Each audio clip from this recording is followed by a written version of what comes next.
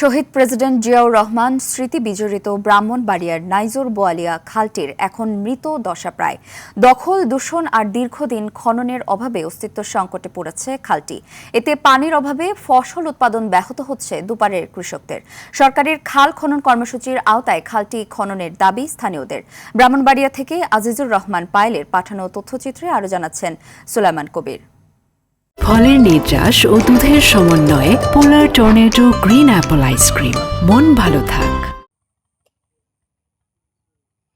১৯৭৮ সালে নিজ হাতে মাটি কেটে ব্রাহ্মণবাড়িয়া সরাইলের নাইজুর বোয়ালিয়া খাল খননের উদ্বোধন করেন শহীদ প্রেসিডেন্ট জিয়াউর রহমান। খালটি খননের ফলে সরাইল, পানিশ্বর ও চুন্টা ইউনিয়নের কয়েক হাজার হেক্টর জমি চাষাবাদের আওতায় আসে। উপকৃত হয় হাজারো কৃষক। এলাকায় শুরু হয় ব্যাপক আকারে ইরি ধানের চাষ। কাদামাটিতে নেমে জিয়াউর রহমানের সেই খাল খননের স্মৃতি এখনো তাজা স্থানীয়দের কাছে। বাংলাদেশের প্রথম যে খাল কাটা, এই বোয়ালিয়া নাইজুর খাল, উনি খাল কাটা উদ্বোধন করেন এবং সেই সময়ে আমি এটার দায়িত্বে ছিলাম। জিয়াউর রহমান সাহেব যখন আসছিলেন প্রথম, তখন আমি ক্লাস 4-এ পড়ি।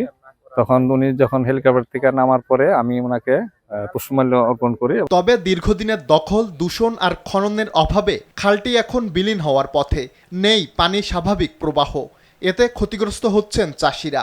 যদি হালগুলা ক্লিয়ার থাকে, বাড়িরও সমস্যা নাই, আবার পানি আইলে স্বেচ্ছা মেশিন দিয়া জমিতে পানি উঠাইতে পারে। এই হালগুলা যে বালাতে কাটাইছে, বালার থেকে আমরা গম জমিলা ছিল, এরপর থেকে আমরা ইরি জমিন করতে পারি দুনো পারে। খুব সুবিধা হয়েছে।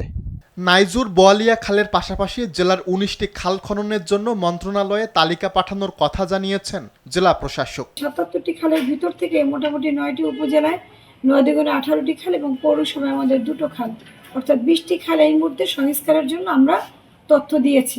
নির্দেশনা পেলে ইনশাল্লাহ সংস্কারের কাজ শুরু হবে। অগ্রাধিকার ভিত্তিতে ঐতিহাসিক খালটি পুনরায় খনন করা হবে, এমনটাই প্রত্যাশা স্থানীয়দের।